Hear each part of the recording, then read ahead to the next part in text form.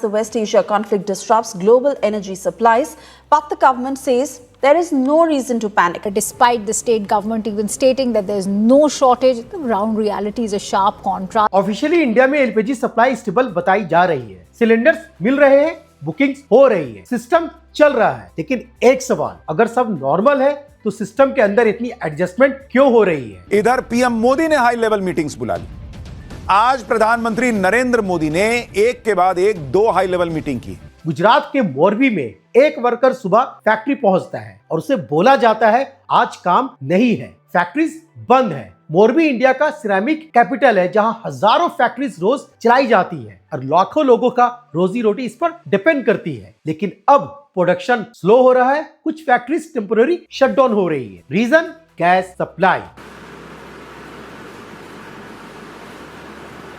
गुजरात के सूरत में गैस की किल्लत को लेकर कामदार है वो अपने वतन जा रहे हैं। और ये सिर्फ मोरबी की स्टोरी नहीं है, ये एक सिग्नल है। जब एक इंडस्ट्रियल क्लस्टर इंपैक्ट होता है तो वो आइसोलेटेड इंसिडेंट नहीं होता, वो सिस्टम के अंदर का प्रेशर को रिफ्लेक्ट करता है। और ऐसा सिग्नल यूजुअली क्राइसिस के पहले आता है। और यहाँ स्टोरी और भी ज्यादा इंटरेस्टिंग हो जाती है। एक तरफ बोला जा रहा है सब नॉर्मल है, दूसरी तरफ सिस्टम के अंदर कुछ डिस्टर्ब हो रहा है। और डिस्टर्बेंस जब इनविजिबल होता है तब वो और भी ज्यादा डेंजरस हो जाता है। क्वेश्चन सिंपल है, क्या इंडिया एलपीजी क्राइसिस की तरफ बढ़ रहा है? A new fear in the country. Hotels in Bengaluru and Chennai are raising concerns as cooking gas prices rise. चलिए सबसे पहले सरफेस देखते हैं। गवर्नमेंट का इंस्टेंस क्लियर है, हाउस होल्ड एलपीजी में कोई शॉर्टेज नहीं है। टेक्निकली ये स्टेटमेंट गलत नहीं है। अब आप सिलेंडर बुक करते हो तो वो मिल रहा है। लेकिन एक डीपर क्वेश्चन, क्या सिर्फ सिलेंडर मिलना ही पूरी स्टोरी को बताता है? क्योंकि इसी टाइम इंडस्ट्री का गैस सप्लाई कट हो रहा है, एलोकेशन रिड्यूस हो रहा है और फैक्ट्रीज स्लो हो रही है। Sharp increase has hit small dhabas, street food vendors and restaurants and hotels across the country. मतलब सिस्टम प्रायोरिटाइज मोड में चल रही है। और प्रायोरिटाइजेशन तब होता है जब रिसोर्स लिमिटेड हो जाती है। सरफेस स्टेबल है लेकिन अंदर प्रेशर बिल्ड हो रहा है। Being sort of also given responsibility of prioritizing as to who should get those commercial cylinders first and who should be later in the ladder. और प्रेशर का एक पैटर्न होता है, पहले इंडस्ट्रीज हीट होता है, फिर कॉस्ट इंक्रीज होता है और फिर सप्लाई टाइटन हो जाती है। Strict enforcement action that is underway to prevent diversion of LPG meant for households. और लास्ट में इंपैक्ट कॉमन मैन पर आ जाता है। अभी इंडिया का सिस्टम फर्स्ट स्टेज में हम कह सकते हैं। इसको समझने के लिए हमें एक बेसिक चीज समझनी पड़ेगी।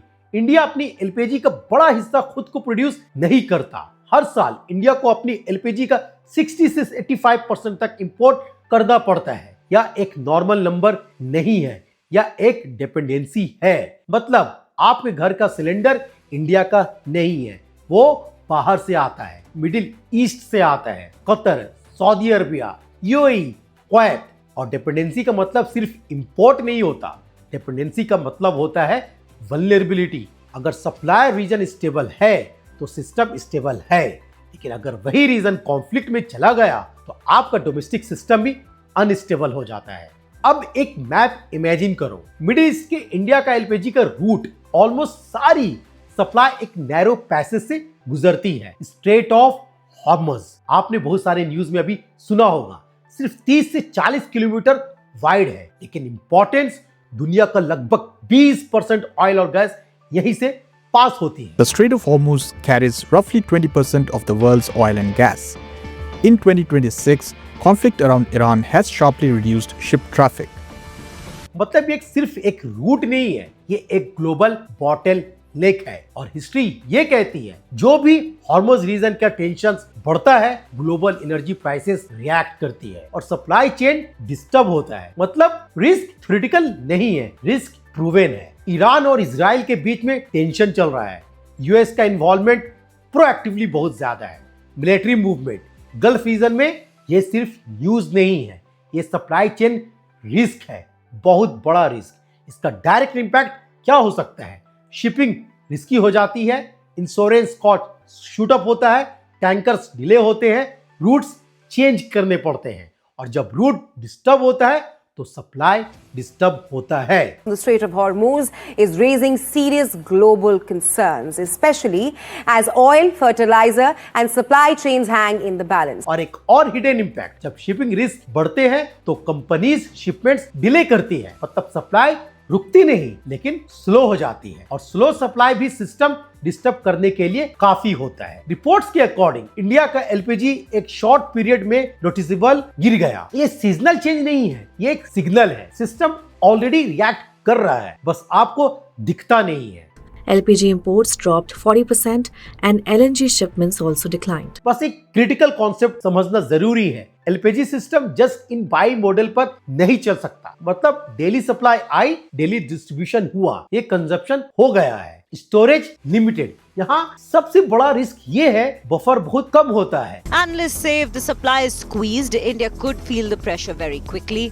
इसको सिंपल लैंग्वेज में अगर समझने की कोशिश करें, ये सिस्टम का एक पाइपलाइन जैसा है। जब तक फ्लो स्मूथ है, सब परफेक्ट है, लेकिन जब ब्लॉकेज होगा उस पाइपलाइन में और पूरा फ्लो डिस्टर्ब हो जाएगा। और एलपीजी सिस्टम में अल्टरनेटिव रूट भी लिमिटेड है। And unlike crude oil, there are very few immediate alternatives. अब ग्राउंड पर क्या हो रहा है? Moby ceramic industries impact, factory slow, workers affected, steel sector pressure में है, फील कर रहा है, ऑटो इंडस्ट्री एडजस्ट कर रही है, स्मॉल बिजनेस स्ट्रगल करना शुरू कर चुका है। मतलब क्राइसिस ऑलरेडी स्टार्ट हो चुका है, बस आपके घर तक अभी तक नहीं पहुंचा। में हो रहे युद्ध का असर ऐसा है कि कई फैक्ट्रीज या तो बंद हो गई हैं और जो बची हैं वो अपनी आधी क्षमता पर चलने पर मजबूर हैं। और सबसे इंपॉर्टेंट बात, ये इम्पैक्ट विजिबल होने में टाइम लगता है, इसलिए जब तक कॉमन मैन फील करता है तब तक सिस्टम काफी आगे बढ़ चुका होता है। अब एक बैलेंस व्यू लेना जरूरी है। गवर्नमेंट ने स्टेप्स उठाई है, alternative imports, domestic production push, emergency cargo planning, house hold priority. Right now, India has invoked ESMA to ensure the LPG supply orders refineries to divert some key streams. Short term के लिए system stable रखा जा सकता है, लेकिन ये permanent solution नहीं है, और ये भी समझना जरूरी है। गवर्नमेंट क्राइसिस अवॉइड कर रही है, सॉल्व नहीं कर रही, क्योंकि जब सिस्टम इंपोर्ट डिपेंड होता है तो कंट्रोल लिमिटेड होता है। सबसे बड़ा इशू क्या है? इंडिया के पास एलपीजी का स्ट्रॉन्ग स्ट्रेटेजिक रिजर्व नहीं है, मतलब अगर सप्लाई चेन रुकती है तो बैकअप लिमिटेड है, और लिमिटेड बैकअप का मतलब ये होता है हाई वल्नरेबिलिटी। अब फ्यूचर समझना जरूरी है। बेस्ट केस सिनेरियो क्या है? सिचुएशन नॉर्मलाइज हो जाए। वर्स्ट केस, होमरूज disturbance permanent, long queues, panic booking, black marketing, price hike. जब लोग डर जाते हैं तो वो सिस्टम को ओवरलोड करना शुरू कर देते हैं, और पैनिक का सबसे बड़ा प्रॉब्लम है वो रियल शॉर्टेज से ज्यादा डैमेज करता है, क्योंकि डिमांड आर्टिफिशियली स्पाइक हो जाती है। Petroleum Minister Hardeep Singh Puri in the House says domestic LPG supply remains fully protected and the spike in demand is being driven largely by panic booking and consumer anxiety. अब practical बात करते हैं। No panic buying, better planning, backup options जैसे कि induction, gas uses optimise करना, prepared लोगों को stable रहने की जरूरत। एनर्जी क्राइसिस कभी कभी सिंगल प्रोडक्ट तक लिमिटेड नहीं होती। LPG, transport cost, food inflation, manufacturing price rise, मतलब गैस का इशू इकोनॉमिक इशू बन सकता है। Stations in Bengaluru are reporting supply disruptions and the auto rickshaw drivers are feeling the impact.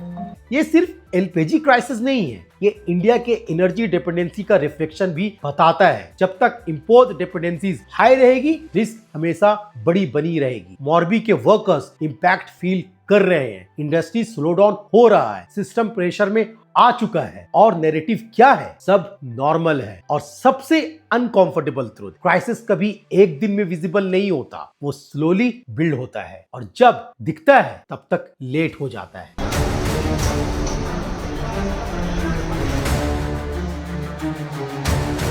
अब खुद डिसाइड करो, क्या ये नॉर्मल सिचुएशन है?